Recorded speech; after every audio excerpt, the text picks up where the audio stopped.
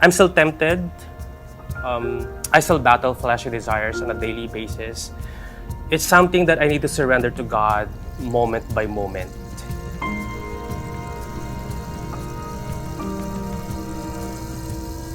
At an early age, I have already noticed that I was drawn to boys more than girls.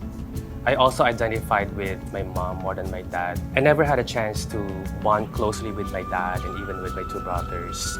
Growing up attending church with my parents, hearing talks about same-sex attractions made me aware that it wasn't God's design for me. It became a problem when others began to dislike me for who I was, for being unacceptable. I became ashamed of myself. This prompted me to seek affirmations from homosexual relations. And this is when I started to enter into a relationship with another man.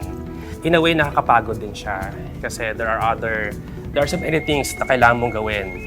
You really have to look good, spend money for this. As I go deeper into the lifestyle, the feeling of emptiness grows deeper as well. Hindi naman na-fulfill talaga nung mga karelasyon ko yung emptiness sa heart ko. Until one night, I shared my struggle with my former boss. She's also a Christian. And she simply reminded me of the power of the cross and the sacrifice that was done to save me from my sin and for me to have a life everlasting. What she stated wasn't new to me, but it unexplainably pierced through my heart.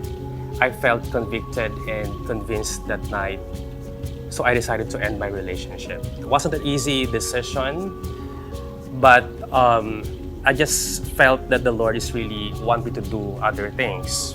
Just when I thought I had it all together, I suddenly lost my job to the point of bankruptcy. I remember crying out to the Lord during the mid-year prayer and fasting. The message that night was about brokenness.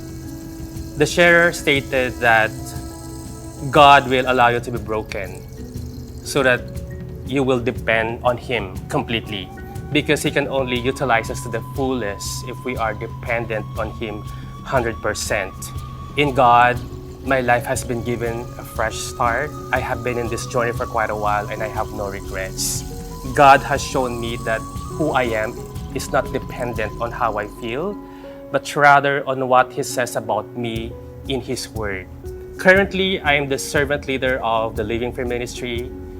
This is a group that ministers to men and women struggling with same-sex desires. I'm still tempted.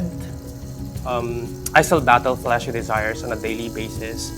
You can still see that in me, the way I talk, my mannerism. But there's one thing I've learned about scars. When we have a scar, we have a choice. We can either remember our hurts or we can remember our healer. My name is Rick Mandagan and this is my truth story.